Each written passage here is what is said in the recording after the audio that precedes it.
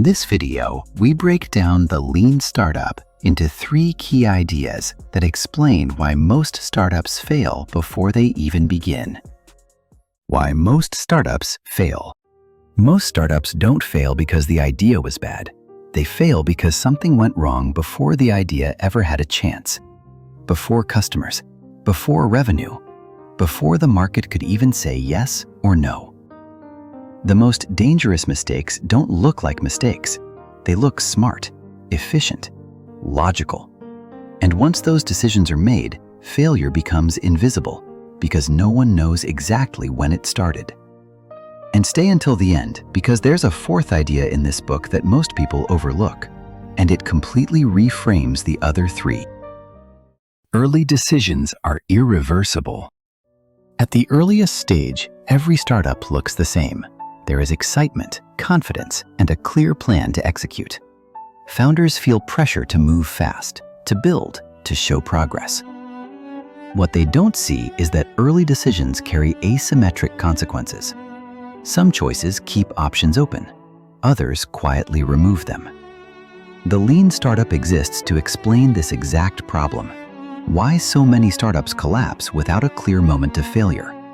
Not because they didn't work hard, but because they made irreversible decisions too early, before learning what actually mattered.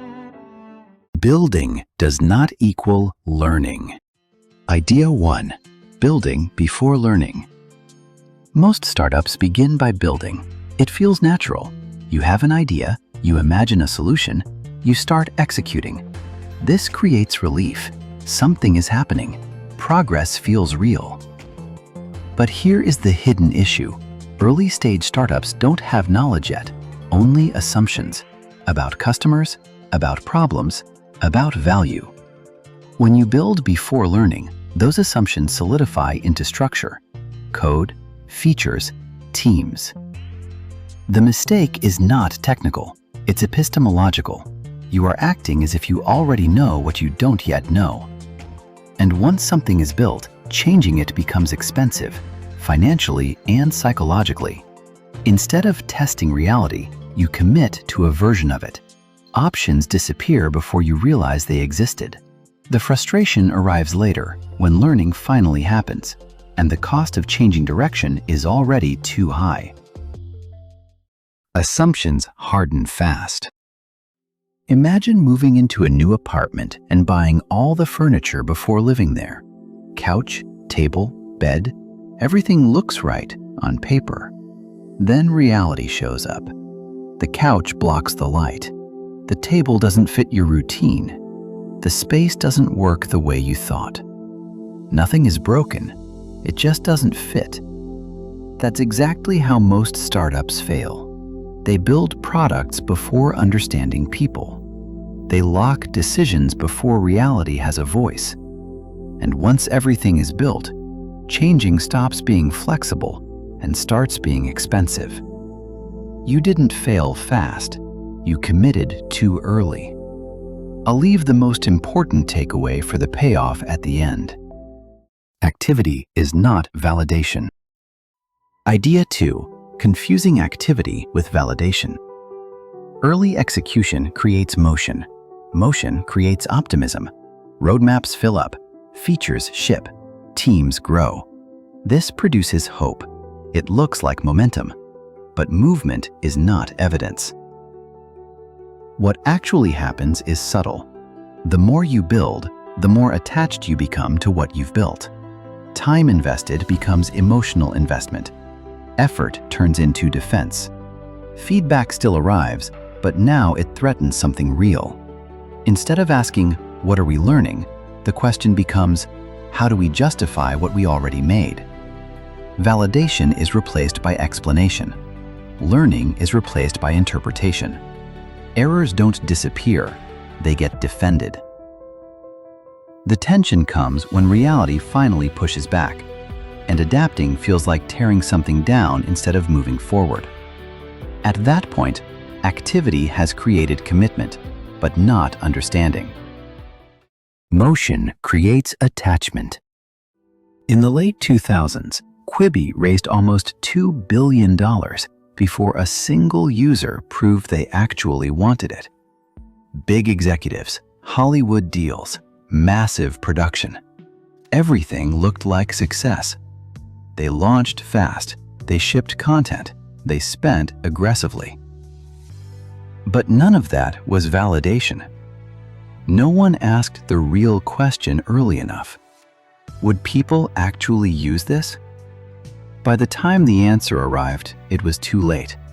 6 months later, Quibi shut down. They didn't fail because they moved too slow. They failed because they confused movement with learning. Activity felt like progress until reality disagreed. Intelligence does not reduce risk. Idea 3. Believing intelligence reduces risk. Some founders believe preparation protects them. Experience, education, past success. This confidence accelerates decisions, but speed without evidence is dangerous. Startups don't fail because founders are ignorant. They fail because certainty arrives too early. Smart people trust their judgment. That trust shortens the learning phase, not out of ego, but out of misplaced confidence. The cruel truth is this: intelligence does not reduce uncertainty, it only hides it. Founders who believe they are less likely to be wrong validate less, adapt slower, and commit sooner. The result is clarity, but only after options are gone. Confidence shortens learning. Elizabeth Holmes wasn't inexperienced. She wasn't uneducated. She wasn't ignored. She had Stanford, top investors, politicians, and some of the smartest people in Silicon Valley backing her. And that was the problem. Her confidence grew faster than reality. Questions stopped feeling necessary. Doubt started to look like weakness. The smarter she felt, the less she verified. Not because she was reckless, but because she believed she already understood. Theranos didn't collapse because no one was intelligent. It collapsed because intelligence replaced validation. When confidence arrives before evidence, risk doesn't disappear, it hides. The payoff. And here is the bonus I promised you at the beginning. This is the idea most people miss in the lean startup, and the one that matters the most. Failure doesn't come from doing the wrong things. It comes from doing irreversible things too early. That's the real danger. Building is not dangerous. Hiring is not dangerous. Scaling is not dangerous. Irreversibility is.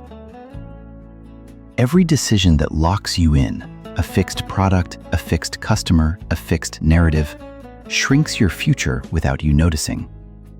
The startups that survive don't avoid mistakes. They avoid commitments they can't undo. They delay certainty. They protect flexibility. They treat every decision as temporary until reality proves otherwise. This is why learning comes before building. Not because learning is smarter, but because it keeps failure reversible. Once you see this, you stop asking, how fast can we execute? And start asking, which decisions are still safe to delay? That single shift changes everything. Discover before you commit. Here is the central truth the lean startup reveals. A startup's job is not to execute a plan. It is to discover reality before commitment. Building early feels productive, but learning early is what keeps failure reversible. Once execution replaces discovery, the startup stops being adaptive. And when adaptability dies, failure is only a matter of time. Stay adaptive or disappear. Most startups don't collapse suddenly. They quietly lock themselves into the wrong assumptions. By the time the market speaks, there's no room left to listen. The most important decisions happen before anything breaks, and once they're made, no amount of effort can undo them. Understanding this doesn't guarantee success, but it explains why so many startups fail. without ever knowing exactly when it happened. This content is for educational and informational purposes only. It does not constitute financial advice. Consult a professional before making financial decisions.